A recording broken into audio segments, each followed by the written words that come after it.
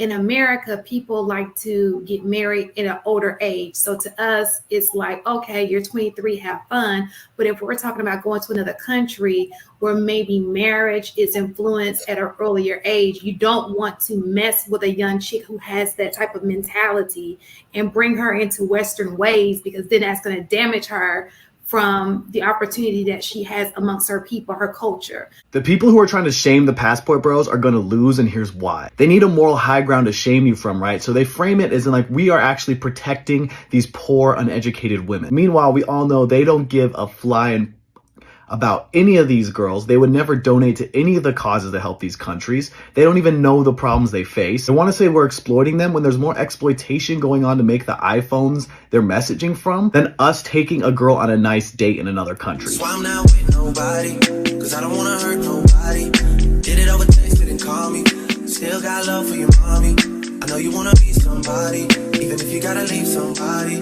JR, the Lapeef Network actually runs. I love what JR is doing over there, having all those multiple channels and doing the things that he does. I'm not sure of the show's name, and they were talking about the Passport Bros, and they had a young man named Average Man Unplugged. But I just want to give the Passport Bros a little bit of advice in regards to how some Black women would try and shame you guys and put it under the guise of, I'm just worried about the women overseas. So let's get to this first video. Here we go. I think that the problem with when he says he's going over there and he's 23 is, I know in America, people like to get married at an older age. So to us, it's like, okay, you're 23, have fun. But if we're talking about going to another country where maybe marriage is influenced at an earlier age, you don't want to mess with a young chick who has that type of mentality and bring her into Western ways, because then that's going to damage her from the opportunity that she has amongst her people, her culture. So I think that that's the reason why, we're not saying, he's any different from people who are in America. We're just saying, don't take your American ways and take them to another country. And then there's a reputation that American people over there are doing this, and this because you screwed up for people, when in actuality, you have people like you who are really there to do, the right thing, is to date with intent. So I think that's the issue. So basically what she was saying is, and you have to read through the code in regards to what she's trying to say. She was referring to Austin Holloman being 23 years old and going over there, just dating, and having a feminine experience with the women overseas. She was saying that in our country, we tend to get married in our later years, right? But in other countries, they get married younger. So she was basically saying that him going over there and just playing around with those young ladies' hearts and not committing to them because they're used to getting married early, she was saying that's the wrong way to do the passport bro thing. So being that Average Man Unplugged said he was going over there with the intentions of trying to find a wife, she was saying that's the right way to do it, as opposed to what Austin Holloman is doing. And just, he's a young guy and he's just enjoying the experience. So that's the code that she was trying to use by saying you're doing it the right way. To be perfectly honest, there is no right way. The passport movement, men going overseas to find wives or find a feminine experience, has been going on for years. Before Black women ever took an interest into what Black men were doing, this movement has been going on for years. And more importantly, there's been more white men that's been doing this for years. Out of the 46 countries that I've been to, I've seen more white men, I've seen more Asian and Indian men in these different countries. Black men are the minority when we go overseas. The only reason why Black women are taking an interest in this is because they understand that their Black men are leaving. So they're trying to put stipulations in regards to, you're doing it the right way, you're doing it the wrong way. To be perfectly honest, the passport bros are not a monolith. There are people over there that are trying to find wives. There are men over there that are going over there for the cultural experience. There are men that are going over there to just enjoy a feminine perspective from the women of that country. Whatever the reason is, it is none of your concern.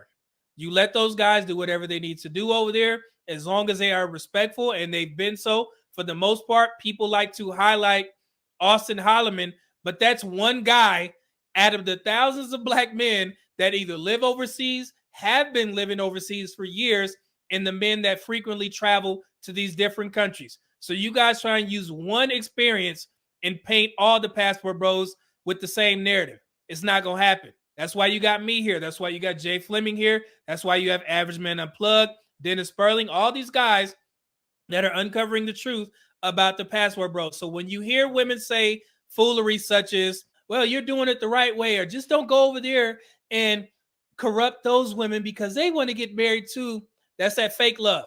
That's that fake care. It's far more things that our women could be concerned about other than the passport bros going overseas and what they're doing with the women of that country. Because if there was an issue, we would have heard about this for years. But as you guys know, the more black women that are starting to disparage the women of other countries, they're starting to speak up.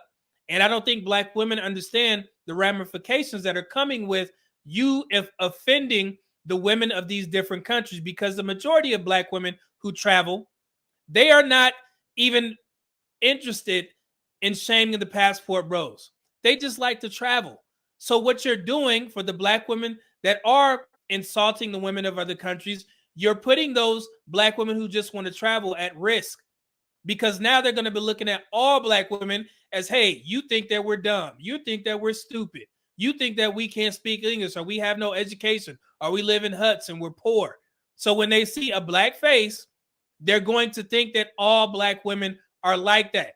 And that's y'all fault for saying this foolery on social media. You guys swear that these women don't have social media. What's wrong with y'all? I've been saying this since like June. I've been telling black women, stop offending these women, because it's going to hurt you in the future. So they got to listen. So all this fake caring about the women overseas, and I just want to make sure, no matter how sweet you say it, no matter how soft your tone is, we see right through it. I'm older. Like I said, I don't know how old Average Man Unplugged is. I'm 43 years old. I've grew up with black women. I love black women, but I also know how black women talk. And I also know how to understand where that fake caring comes from. And whatever you say is not going to stop these black men from traveling, not going to stop these black men from getting married, starting businesses overseas, and just having a good time and ingratiating themselves into these other countries' culture. It's going to happen. It's happening, and it will continue to happen. If these women are so concerned about the women of overseas, I got something for you to be concerned about. Every day I get these updates because I routinely contribute to the World Food Program. So for any black women who want to be concerned about a group of people, so my monthly contribution to the World Food Program is coming up. This was actually sent to me via email correspondence within 24 hours of the earthquake hitting. And you guys heard about Syria and all that stuff. The United Nations World Food Program was on the ground providing hot, ready meals to survivors. Many of the 5.5 million people we serve each month with general food assistance in Syria were badly affected by the earthquake. So if you want to contribute, or you are concerned with a group of people, you can help them get food. You can send your gifts to the World Food Program. All you have to do is visit that website, and you can sign up to send your money over there. If you need other ways of contributing to these impoverished countries, I can send you those. I can send you those as well. So stop sitting there trying to act like you care about what the passport bros are doing overseas. We see right through it. We see right through you. You need more people. Jay-Z, I think I quoted that wrong, but it is what it is.